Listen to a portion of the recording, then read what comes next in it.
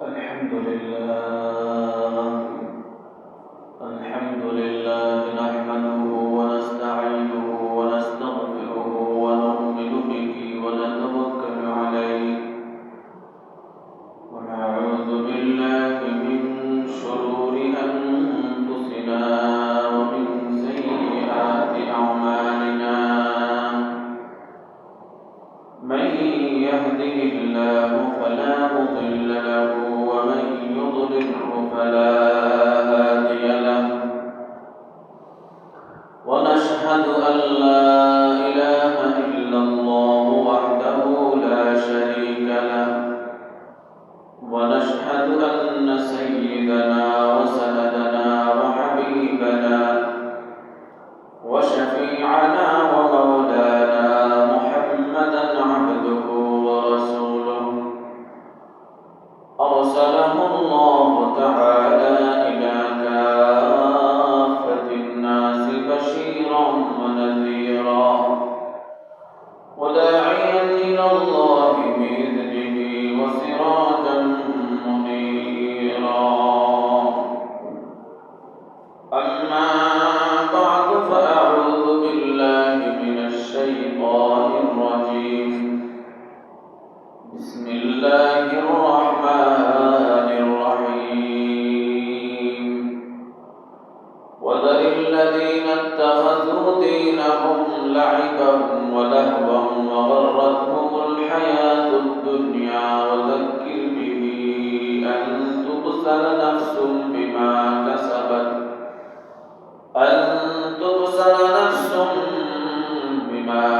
كسبت ليس لها من دون الله ولي ولا شفيع وإن تعدل كل عدل لا يؤخذ منها أولئك الذين أبسلوا بما كسبوا لهم شراب من حميم وعذاب أليم وقال الله تبارك وتعالى في آية أخرى يا أيها الذين آمنوا إنما الخمر والميسر والأنصاب والأزلام رجس من عمل الشيطان فاجتنبوه لعلكم تفلحون.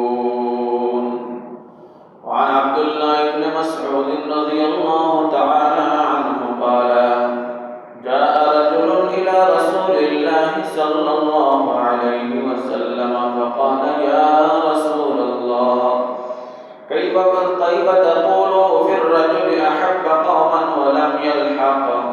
ولم يلحق بهم فقال رسول الله صلى الله عليه وسلم المرء من أحب أو كما قال عليه الصلاة والسلام اللهم صل على محمد وعلى آل محمد كما صليت على إبراهيم وعلى آل إبراهيم إنك حميد مجيد اللهم بارك على محمد وعلى آل محمد كما باركت على إبراهيم وعلى آل إبراهيم إنك حميد مجيد. الحمد لله আল্লাহ তাআলার অশেষ মেহেরবানি আল্লাহ তাআলা শুক্রবারের দিন অবলত মসজিদের ঘরের ভিতরে আপনারা আমাদের সকলে বসা আর সাথে কিছু দিনের কথাবার্তা শোনার বলার তৌফিক এবং সুযোগ দান করেছেন আমরা অন্তরস্থ থেকে শুকরিয়া আদায় করি আলহামদুলিল্লাহ। আমি আপনাদের সামনে সূরা আনআমের 70 নম্বর আয়াত এবং সূরা মায়েদার 90 নম্বর আয়াত আপনাদের সামনে তেলাওয়াত করছি এবং বুখারী শরীফের 6169 নম্বর হাদিস আপনাদের সামনে তেলাওয়াত করছি। আমার আজকের বিষয়বস্তু হচ্ছে বর্তমান প্রচলিত আমাদের ছোট ছোট বাচ্চাদের খেলাধুলা সম্পর্কে। এই খেলাধুলা জায়েজ কিনা। দ্বিতীয়ত হচ্ছে বর্তমান বিশ্বকাপের খেলা দেখা এবং সমর্থন করা অথবা তার পক্ষে কথা বলা টিভির অথবা মোবাইলের ডিসপ্লের মাধ্যমে এই খেলাগুলা দেখা জায়েজ কিনা। এই দুইটা বিষয়ের সামনে রাখিয়া কোরআন কারীম থেকে দুইটা আয়াত এবং আল্লাহ রাসূলের একটা হাদিস আপনাদের সামনে তেলাওয়াত করছি। যেহেতু আমার এই আয়াত এবং হাদিস তেলাওয়াত করার উদ্দেশ্য হচ্ছে খেলাধুলা সম্পর্কে আলোচনা করা, তাই আমি অনুরোধ করব বয়সে আমার থেকে যারা ছোট ছোট বাচ্চারা আছেন, আমার যারা ছোট ছোট ভাইয়েরা আছেন, আজকের কথাগুলা তোমাদের জন্য খুব উপকারী। আমি অনুরোধ করব আমার আজকের কথাগুলা আমার থেকে বয়সে যারা ছোট ছোট আছেন তারা মনোযোগ দিয়ে শোনার চেষ্টা করবা। কুরআনে কারীমের মধ্যে আল্লাহ সুবহানাহু ওয়া তাআলা ফরমায় وَذَرِ الَّذِينَ اتَّخَذُوا دِينَهُمْ لَعِبًا وَلَهْوًا وَغَرَّتْهُمُ الْحَيَاةُ الدُّنْيَا।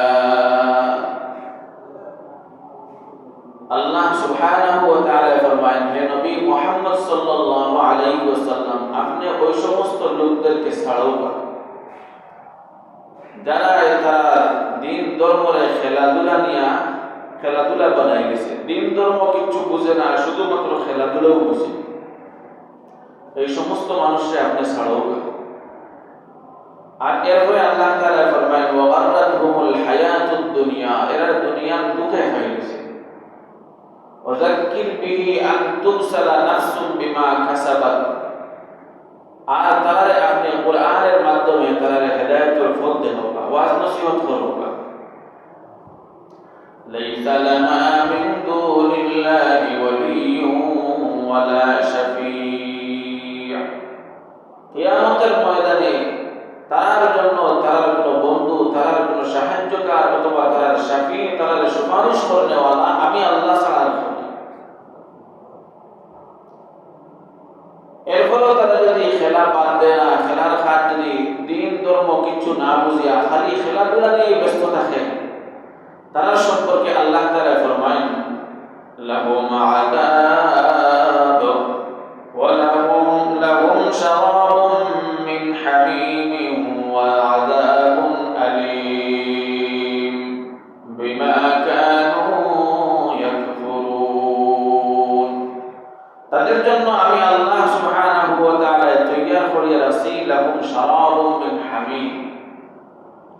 হামিম বলা হয় জাহান্নামীরা জাহান্নামের মধ্যে জ্বলতে জ্বলতে তাদের চামড়া জ্বলতে জ্বলতে এবং তাদের শরীরের ফুস বাহির হইতে হইতে, শরীরের রক্ত বাহির হইতে হইতে, যে জাহান্নামের উত্তপ্ত নদীর মাধ্যমে যে ফুস আর রক্ত যে নদী দিয়া ভাসমান, সেই ফুস আর রক্তকে বলা হয় হামিম। আল্লাহ তাআলা ফরমান আমি তাদের জন্য হামিম নামক পানি তৈয়ার করিয়া রাখছি।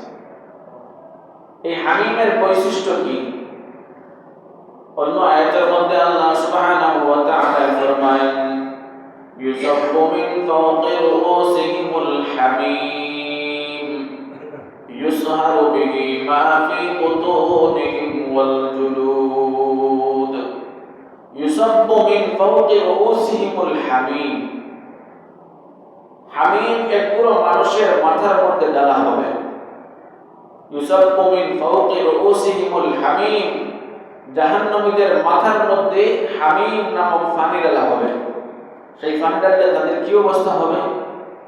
আল্লাহ তাআলা ফরমান ইউসাব্বু মিন ফাওকি রুউসিহিমুল হামিম ইউসহারু বিহি মা ফি বুতুনিহিম ওয়াল জুলুদ।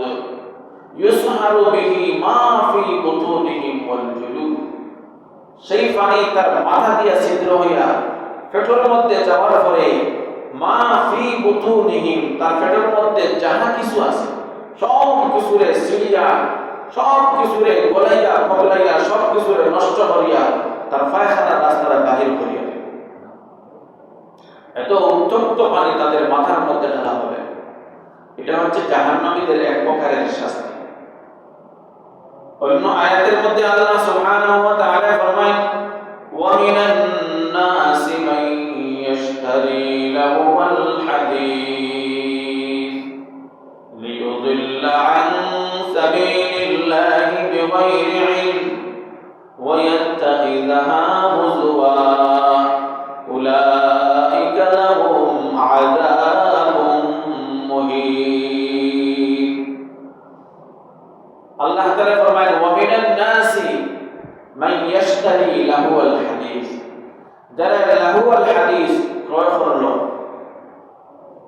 লাহুল হাদিস বলতে কি বোঝায়?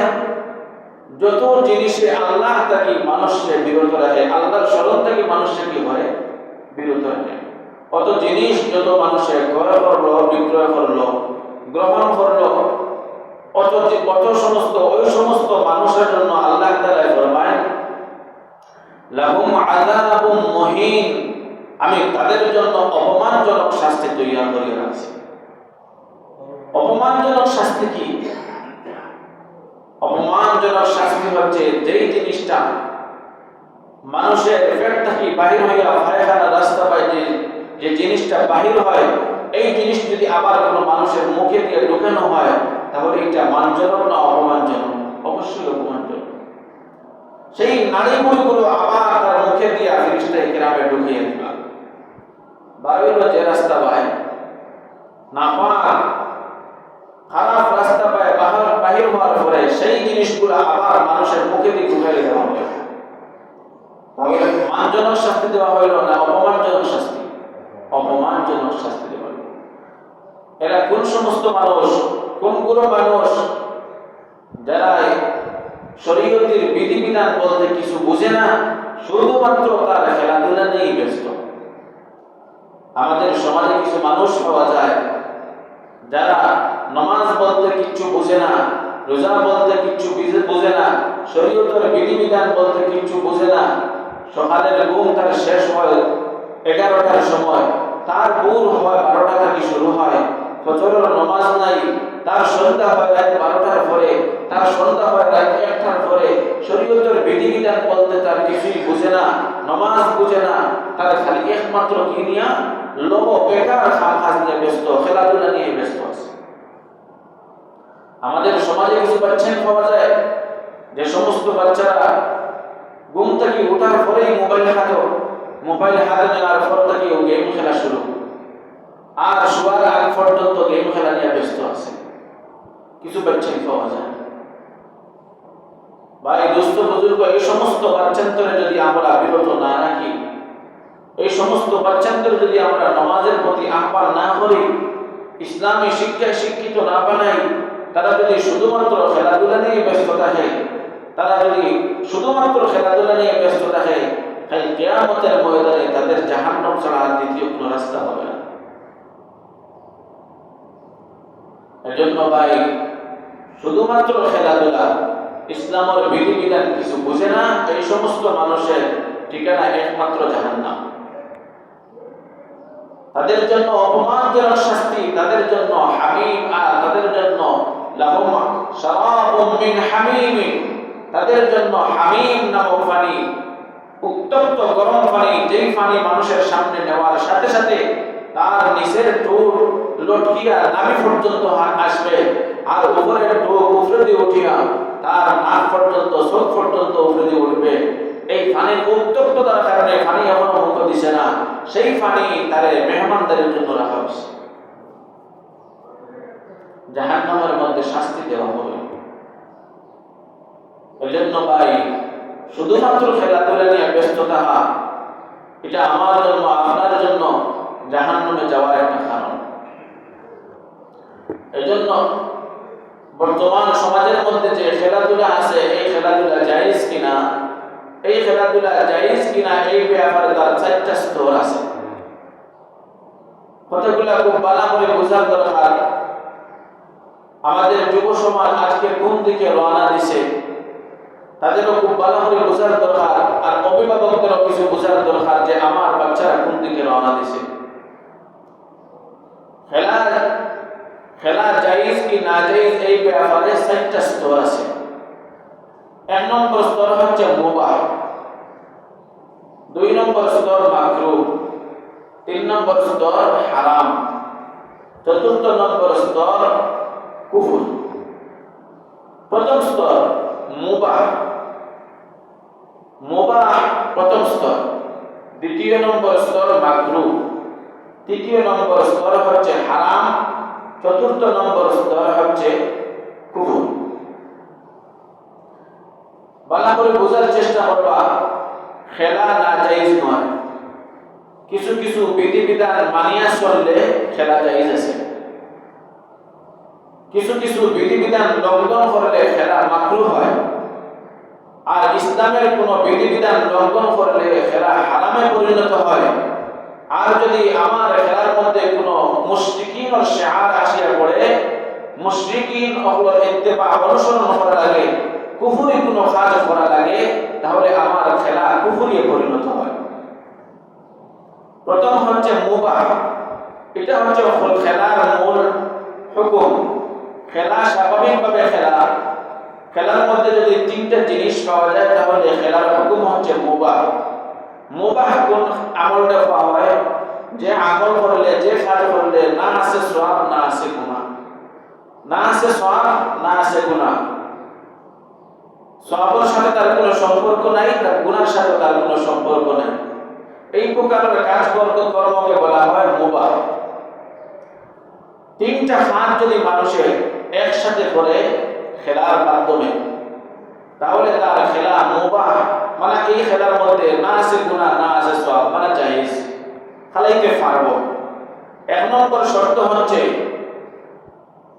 যারা খেলা খেলাইতো তাদের উদ্দেশ্য থাকতে হবে আমার শরীর চর্চা করা। উদ্দেশ্য থাকতে হবে আমার শরীর চর্চা করা, ব্যায়াম করা, সাময়িক কোনো ফায়দা, শারীরিক কোনো ফায়দা, উদ্দেশ্য থাকতে হবে, এক নম্বর শর্ত। দুই নম্বর শর্ত হচ্ছে এমন খেলা খেলাইতাম যে খেলা খেলানোর মাধ্যমে ইসলামী শরিয়ার কোনো বিধিবিধান লঙ্ঘন না হয়। খেলার মাধ্যমে ইসলামের শরীয়তের কোনো বিধিবিধানের যদি লঙ্ঘন না হয় তাহলে এই খেলা কি আছে? জায়েজ আছে। তিন নম্বর শর্ত হচ্ছে খেলার নামে কোনো অপব্যয় করা যাবে না, অপচয় করা যাবে না, ইসরাফ খরচ করা যাবে না। এই তিন শর্ত একসাথে যে খেলার মধ্যে পাওয়া যায় সেই খেলা জায়েজ। আমার কথা বলা হলে বুঝছি, এই তিন শর্ত একসাথে যদি কোনো খেলার মধ্যে পাওয়া যায় তাহলে এই খেলা জায়েজ। যদি আমার কথা বুঝিয়ে তাহলে আপনারা হোকা ক্যারাম বোর্ড খেলানি, লুডো খেলানি, তাস খেলানি অথবা মোবাইলের মাধ্যমে গেম খেলানি জায়েজ কিনা? আমার কথা বুঝছেন আপনারা? আমি বলছি খেলা জায়েজ হওয়ার জন্য কয়টা শর্ত? তিনটা শর্ত একসাথে পাওয়া। এক নম্বর শর্ত কি? শরীর চর্চা থাকা, উদ্দেশ্য থাকা। দুই নম্বর শর্ত ইসলামের বিধিবিধানের কোনো বিধান লঙ্ঘন না করা। তিন নম্বর শর্ত হচ্ছে খেলার নামে কোনো ইসরাফ খরচ করা যাবে না। এই তিন শর্ত একসাথে যে খেলার মধ্যে পাওয়া যাইব এই খেলা জায়েজ। এখন যদি বুঝেন তাহলে আপনারা হোকা লুডো খেলা, তাস খেলা, ক্যারাম খেলা অথবা মোবাইলের মাধ্যমে গেম খেলা জায়েজ কিনা? মোবাইলের মাধ্যমে খেলা হোক, তাস খেলা হোক অথবা লুডো খেলা হোক, খসু খেলা হোক, যে খেলার মধ্যে এই তিন শর্ত একসাথে না পাওয়া যায় সেই খেলা হারাম। এটা আমার ফতোয়া না, ফতোয়া শামির মধ্যে আছে।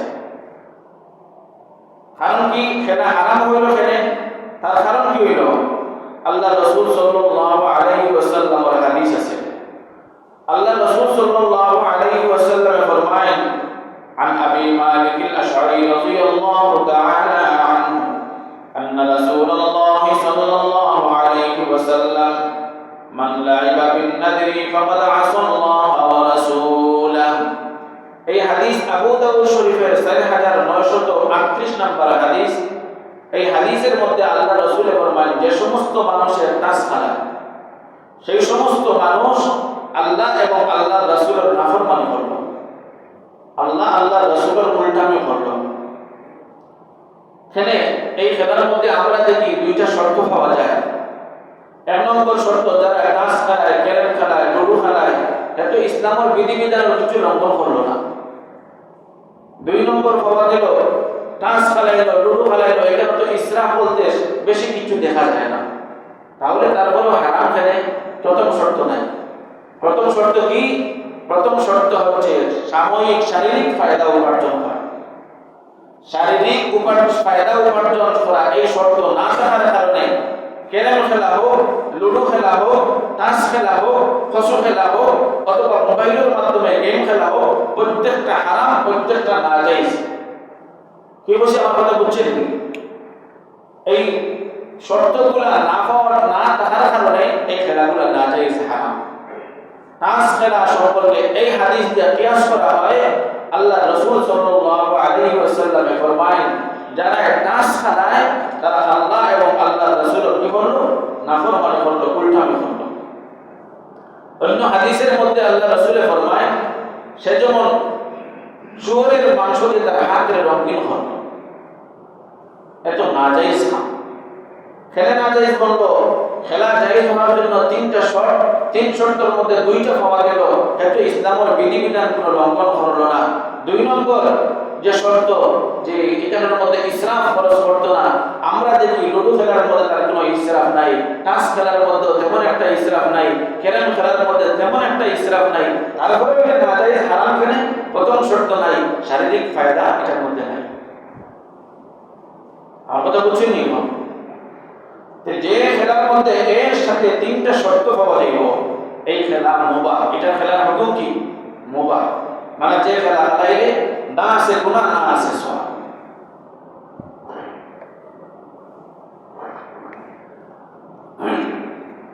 2 নম্বর প্রকারের খেলা মাকরুহ। একজন মানুষের এমন খেলা খেলাইল, যেমন মনে করেন ফুটবল খেলা, ক্রিকেট খেলা, ব্যাডমিন্টন খেলা।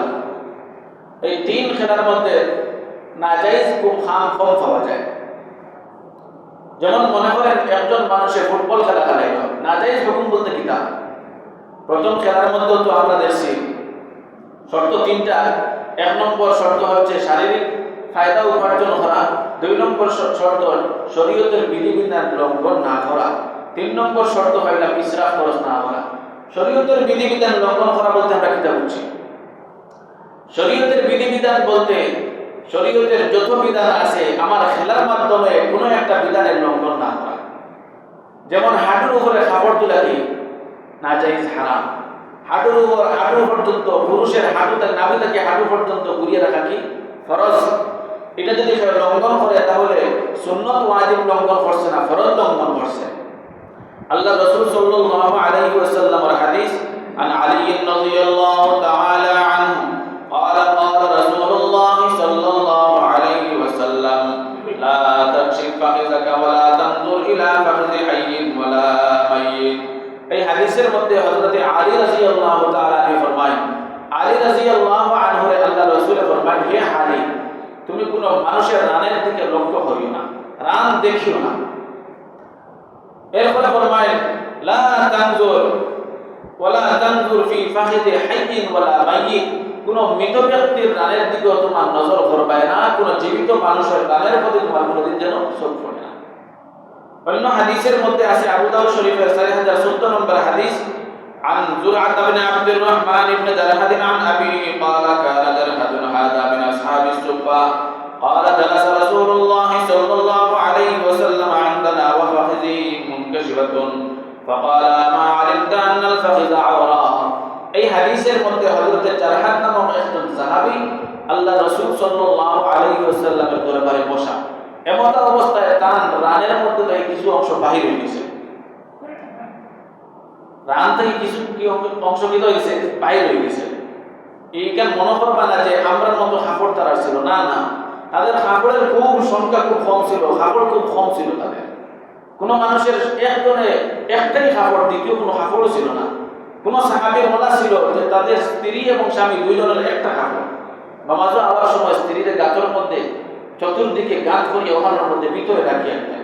এক চাদর ফিরিয়ে আইয়া তাই নামাজ পড়তা, এরপরে তার চাদর স্ত্রীদের দিতা, স্ত্রীর নামাজ পড়ত।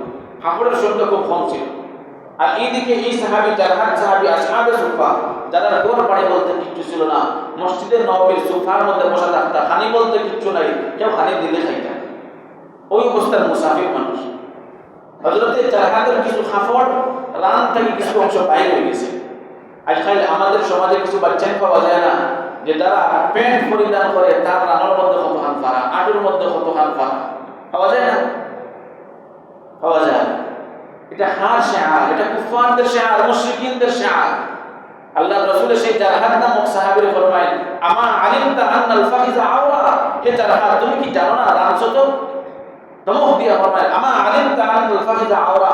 এ মিয়া রানগুলো তুমি কি জানো না রান ছোট? হযরতে জারহাতরে ধমক দেওয়া হলো, তুমি জানো না রান শত। আর আমরা সমাজের আজকে মুসলমানের বাচ্চা পাওয়া যায় রান কত রান বাহির করারে মনে করে এটা ফ্যাশন, এটা মনে করে কি ফ্যাশন। চুল খাটে এমন ডিজাইনে যে বোঝা যায় যেমন ও কোন জায়গা চুরির দ্বারা খাইছে, আর চুরির দ্বারা খাইয়া মানুষের ফিটিয়া তার চুল কতখান খাটিছে, আর ফিরতে ফিরতে কতখান ফ্যাট কতখান ফালিয়া ছাড়িছে। এই মনে করে যে আমি ফারা ফ্যাট ফিট দিলে আমার কি হয়েছে সভ্যতা, আর আমার চুল ডিজাইন দেওয়া কতখান হবা কতখান খাটি দিলে এটা ডিজাইন। বরং এটা আগেকার যুগের মানুষের কি করতো চুল কাটিং ডিজাইন, মানা চুলের দলে কি করতো চুল হবা কতখান খাটিয়া ফেলাইতো, আর মারতে মারতে তার পোশাক পর্যন্ত ফালিয়া ফেলাইতো। আর আজকের আমাদের যুব সমাজ বা চাইলে বোঝা যায় এও কোন জায়গা থেকে চুরির দ্বারা খাইয়া আইছে, চুল হবায় কতখান কাটা, পেট হবায় পারা, বোঝা যায় তোমার ও চুরির দ্বারা খাইয়া আইছে। আর হে মনে করে কি এটা আমার সভ্যতা। এজন্য ভাই আল্লাহ রাসূল ফরমায়, হযরতে জারহাত রাদিয়াল্লাহু আনহু ফরমায়, আমা আলিমতা আন্নাল ফাখিযা আওরা, তুমি কি জানো না যে রান সতর? তাহলে বোঝা গেল কি রান সতর, রান বাইর করা, হাঁটুর উপরে কাপড় তুলে, এটা কি হারাম কাজ করা। আমরা যদি খেলা খেলাই আর খেলার মাধ্যমে যদি আমার হাঁটুর উপর থেকে একটু জায়গা যদি কাপড় বাহির হয়ে যায়, কাপড় বাইরে অংশ চলিয়ে আয়, তাহলে আমার বা যতবার আমার বা কোনো মানুষের নজর পড়লো, একবার নজরের বিনিময়ে একবার কবিরা গুনাহ হলো। আর আমি যে বার করলাম, আমি যে হাঁটু বাহির করলাম, হাঁটুর উপরে কাপড় তুললাম, আমি তো ডবল আসামি। আমার কারণে কত মানুষ কবিরা গুনাহের মধ্যে লিপ্ত হয়েছে। আর আমি যে বাহির করছি, আমি প্রত্যেকটা মুহূর্ত ফরজ লঙ্ঘন করছি। যে দেখলো হে কবিরা গুনাহ করলো, আর যাই বাহির করলাম প্রত্যেকটা মুহূর্ত ফরজ লঙ্ঘন করছি, কুফর করছি। এখন বুঝাই না কথা, খেলার মাধ্যমে এমন কোনো খেলা হবে না যে খেলার মধ্যে ইসলামী বিধানের কোনো লঙ্ঘন হয়। দুই নম্বর কি, খেলার মাধ্যমে ইসলামী বিধান লঙ্ঘন বেশিরভাগ করা হয়, খেলার মাধ্যমে জুয়া রাখা হয়। কি জুয়া রাখা হয়? কোন কোন জায়গার মধ্যে দেখা যায় বাচ্চা কয়েকজন মিলিয়া খেলা তৈরি করলা, আর ওইটা ট্রফি একটা, না হয় মোবাইল একটা, না হয় মোটরসাইকেল একটা, না হয় কেক, না হয় কি পেপসি কোকা কোলা, যাই ফাঁস করবা তা দিতা করবা, এটা খাইবা। আল্লাহ তাআলা নিজে ফরমায় না, আল্লাহ তাআলা নিজে ফরমায় সূরা মায়েদার 90 নম্বর আয়াতের মধ্যে, ইয়া আইয়ুহাল্লাযীনা আমানু ইন্নামাল খামরু ওয়াল মাইসিরু ওয়াল আনসাবু ওয়াল আজলাম রিজসুম মিন আমালিশ শাইতান। হে মুমিনরা, এর সাথে আল্লাহ তাআলা 7টা জিনিসকে হারাম করেছেন। এর সাথে 7টা জিনিস, ইন্নামাল খামর, মদরে আল্লাহ তাআলা হারাম করেছেন, ওয়াল মাইসির, 2 নম্বরে আল্লাহ তাআলা হারাম করেছেন জুয়া। মদের পরে কি না হারাম করেছেন? জুয়ারে আল্লাহ তাআলা হারাম করিয়া দিয়েছেন। এখন খেলার মাধ্যমে আমার খেলাটা ছিল জায়েজ, যদি শরীয়তের বিধিবিধান মানিয়া আমি খেলাইতাম, হাঁটুর উপরে কাপড় উঠতো না। আর যদি আমার ইসলামের কোনো বিধান জুয়ার মাধ্যমে কোনো জিনিস তৈরি খেলাইতাম না, তাহলে খেলাটা আমার কি আছে জায়েজ আছে। কিন্তু যদি আমরা খেলার মাধ্যমে কোনো জিনিসটা তৈরি খেলানি হয়, মোবাইল হোক, ট্রফি হোক, কেক হোক, কোকাকোলা হোক, মোটরসাইকেল হোক, যাই হোক, কোনো জিনিস যদি তৈরি খেলা হয়, তাহলে এটা হয়ে যায় কি জুয়া। এখন ইসলামের বিধান লঙ্ঘন হইল না। ইসলামের বিধান যদি যে খেলার মধ্যে লঙ্ঘন হয়, সেই খেলা হচ্ছে হারাম। 2 নম্বর খেলা হচ্ছে মাকরু। মাকরু কোন খেলা?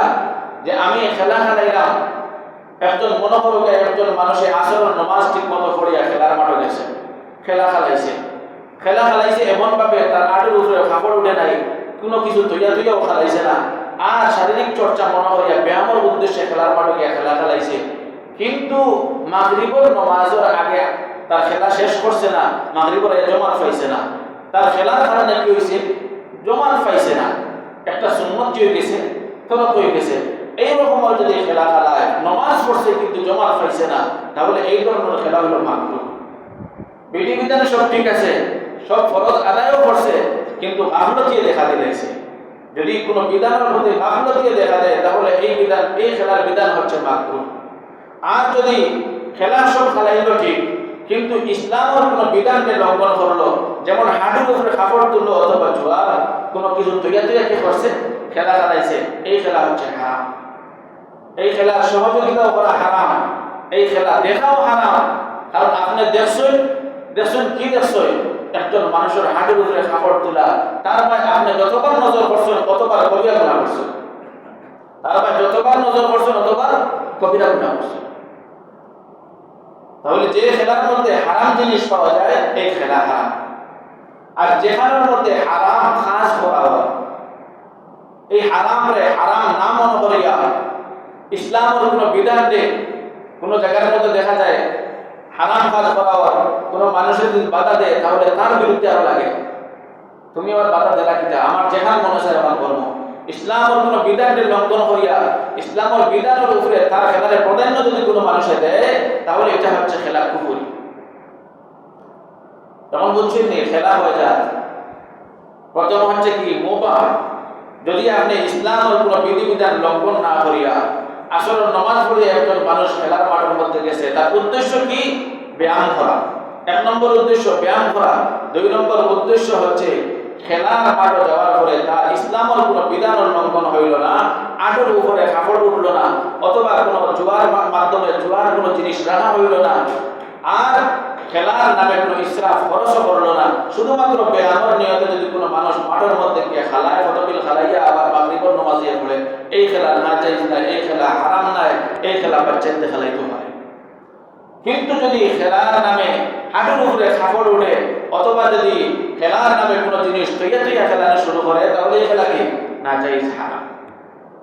মনে মনে ভাবতে পারেন যে আজ মেসাব হলে খালি খেলার বিরুদ্ধে মাথুন কিতা লাগি, আমরা বাচ্চা ইতে খেলাইলে কি হয়, আমরা বাচ্চা ইতে খেলাইতে না কেন? হ্যাঁ, আপনার বাচ্চা খেলাইতো, আপনার বাচ্চা যদি নমাজ ঠিক মতো আদায় করে, হাঁটুর উপরে কাপড় না তুলে যদি খেলা খেলায়, ইসরাফ খরচ যদি না করে, আপনার বাচ্চা সারাদিন খেলো, কোনো বাধা খেলোন নাই।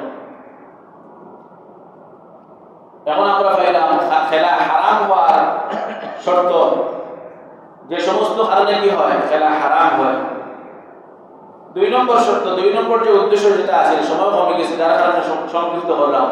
দুই নম্বর বিষয় হচ্ছে বর্তমান সময়ে বিশ্বকাপের খেলা চলে, সেই খেলাকে অনুসরণ করিয়া বাংলাদেশের মধ্যে তার কোনো পার্টি তৈরি করা যাইতেছে কিনা,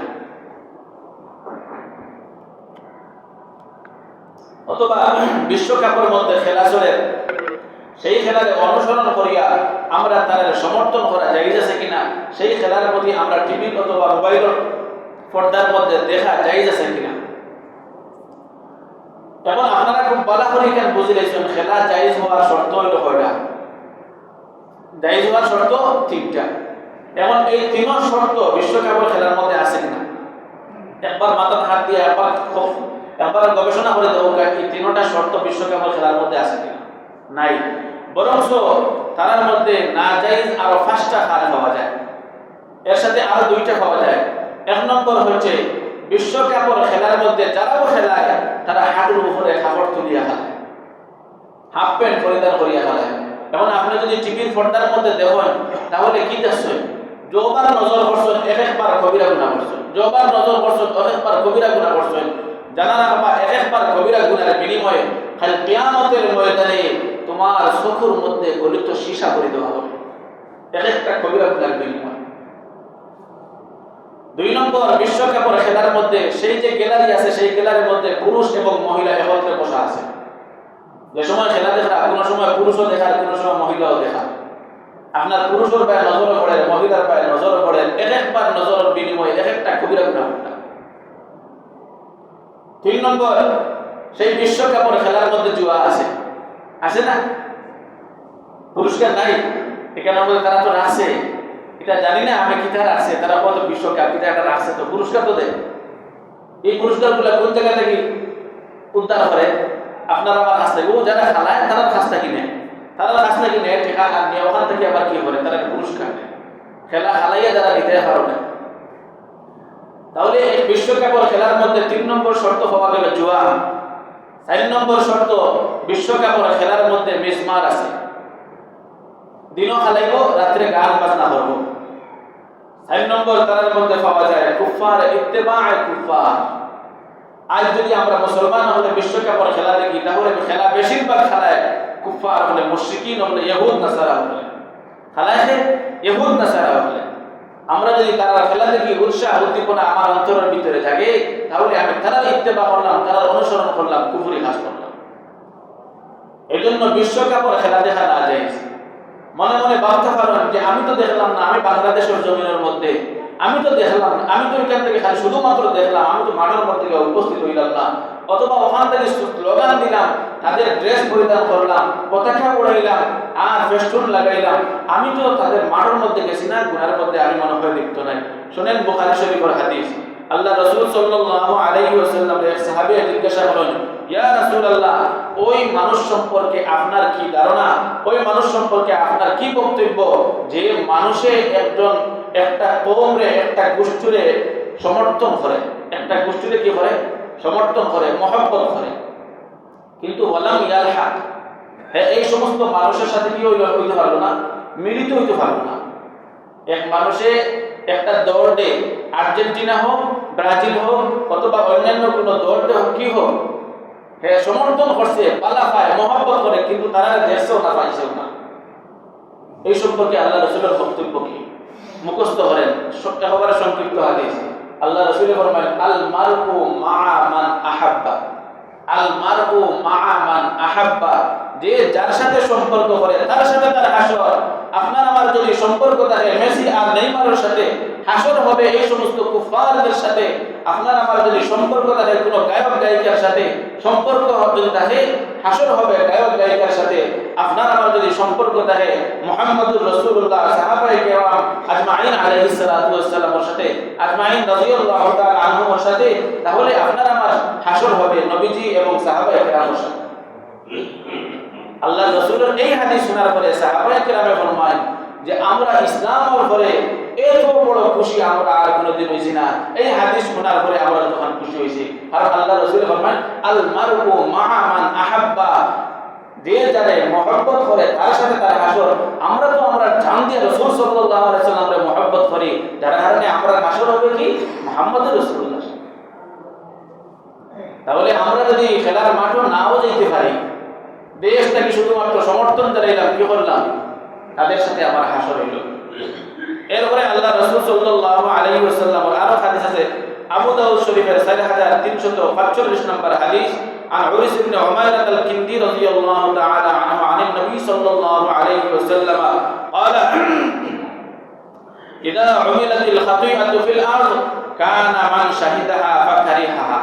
এক জায়গার মধ্যে যদি কোনো মানুষে কি করে, দুনিয়ার মধ্যে যে কোনো জায়গার মধ্যে, দুনিয়ার যে কোনো প্রান্তের মধ্যে কোনো খারাপ কাজ চলে, আর এক মানুষ এই জায়গার মধ্যে উপস্থিত, মনে করেন এই গ্রামের মধ্যে যদি কোনো জায়গার মধ্যে কোনো খারাপ কাজ চলে, আর একজন মানুষ সেই জায়গার মধ্যে উপস্থিত, কিন্তু হে বাধা দেওয়ার তার সামর্থ্য নাই, শক্তি নাই, অন্তর দ্বারা কি করে, ঘৃণা করে, যে এই কাজটা আমি খুব ঘৃণার নজরে দেখলাম। আল্লাহ রাসূল ফরমায়, তার হে যেমন এই জায়গার মধ্যে ছিলই না, তার কোনো গুনাহ দেওয়াও হবে না, শুধুমাত্র অন্তর দ্বারা ঘৃণা করার কারণে। এরপরে আল্লাহ রাসূল ফরমায়, ওমান গাবা আনহা ফারাজিয়াহা, আর এক মানুষ সেই খারাপ কাজের মাঠের মধ্যে উপস্থিত ছিল না, কিন্তু দুনিয়ার অন্য জায়গা থেকে কি ছিল, সন্তুষ্ট ছিল। অমুকে গোল খাইছে, হে বাংলাদেশ থেকে কি হয়, গোল গোল হইয়া চিল্লা, অমুকে ওটা খাইছে, অমুকে ওটা খাইছে। আল্লাহ রাসূল ফরমায়, ফারাজিয়াহা কানা কামান শাহিদাহা, হে যেমন এই মাঠের মধ্যে ছিল, মাঠের মধ্যে থাকাকালীন অবস্থায় যতখান গুনাহ, শুধুমাত্র সমর্থন দেওয়ার কারণে ততখান গুনাহ। তখন মাঠের মধ্যে কতখান গুনাহ হয়, মাঠের মধ্যে গ্যালারির মধ্যে যতজন মানুষ বসে আছে প্রত্যেকটা মুহূর্তে কবিরা গুনাহের মধ্যে লিপ্ত। আপনি বাংলাদেশ থেকে শুধুমাত্র সমর্থন দেওয়ার কারণে আপনার আমলনামার মধ্যে প্রত্যেকটা মুহূর্তে লক্ষ লক্ষ কোটি কোটি গুনাহ জমা হয়। এখন বুঝুক, বিশ্বকাপের খেলারে আমরা সমর্থন দেই, আর বিশ্বকাপের সমর্থন দেওয়ারে আমরা মনে করি এটাও আমাদের জন্য সৌভাগ্য যে আমরা সমর্থন দিতে পারছি, এক দল বিজয় দিয়েছি, আমরা খুব বিজয় দিতে পারছি। অনেক হাদিস এই সম্পর্কে আছে, কোন কুফার, কোন কাফির মুশরিক ইহুদ নাসারা ওরা সমর্থন দিবে না। আল্লাহ রাসূলের হাদিসের মধ্যে ফরমায়, তোমরা ইহুদ নাসারা ওরা কি করিও না, অনুসরণ করিও, ইহুদ নাসারা ওরা অনুসরণ করিও না। কোন কাফির মুশরিককে যদি কোনো মানুষ অনুসরণ করে, অথবা তারা যদি ধন্যবাদ দেয়, তার প্রতি যদি কোনো মানুষ আকৃষ্ট হয়, আল্লাহর আরশ পর্যন্ত কাঁপিয়ে ওঠে এবং তার উপরে গজব নাযিল হয়। এজন্য ভাই হল, খেলা যারা খেলায়, আমরা বাংলাদেশের যে সমস্ত মানুষের পক্ষপাতিত্ব করে বেশিরভাগ দুইজনে, এগু কিতার নাম নেইমার, এগুর নাম মেসি। এই দুগু খাবে নাসারা। আর আমরা ও গুগুর নাম দিয়া কিতা করি, সারাদিন দুয়ায় মসুরি দিলাম, সারাদিন দুয়ায় মসুরি দিলাম যে ওকে কি হইল, গোল খাই দিল, আর অমুকে কি হইল, ফাঁস করে লইল, অমুকে ওটা খাই দিল। আমরা যারা দুয়ায় মসুরি দিলাম তারা দেশ গিয়া দেখছেন তারা ওলা দুয়ায় মসুরি দিলেন তোমার সিনিত্রা নেই। আমরা বাংলাদেশের কত মানুষ মরিও যায় বলে অমুকে গোল খাইলে মরি যায়, তার দেশের এগু মানুষ গোল খাইয়া মরছে না। বাংলাদেশ এমন পাগল জাতি, এমন পাগল জাতি, তারা ওকে গোল খাইছে হি মরি যায় দেশ, তার দেশের এগু মরে না, কিন্তু বাংলাদেশের মুসলমান মরি যায়। আল্লাহ তাআলা আপনারে আমার এই কথাগুলো আমল করার তৌফিক দান করুন। আমরা খেলা বিরোধী নাই, আমরা এই কথা কইছি যে খেলার মধ্যে যদি তিনটা শর্ত পাওয়া যায়, 1 নম্বর শর্ত শরীর চর্চা, 2 নম্বর শর্ত ইসলামী বিধানের কোনো লঙ্ঘন না করা, 3 নম্বর শর্ত খেলার নামে ইসরাফ যদি না হয়, তাহলে সেই খেলা জায়েজ আছে। আপনারা দেখতে পারেন, খেলাইতেও পারেন, বাচ্চাদের খেলার সুযোগও দিতে পারেন, কিন্তু খেলার মধ্যে এই 3 শর্তের কোনো একটা শর্ত যদি না পাওয়া যায়, একসাথে যদি এই 3 শর্ত না পাওয়া যায়, তাহলে সেই খেলা হারাম, না জায়েজ। এই খেলা খেলাইতে পারবে না, এই খেলার সমর্থন দেওয়া হবে না, এই খেলার সহযোগিতা করা হবে না। আল্লাহ তাআলা আপনারা আমার আমল করার তৌফিক দান করুন।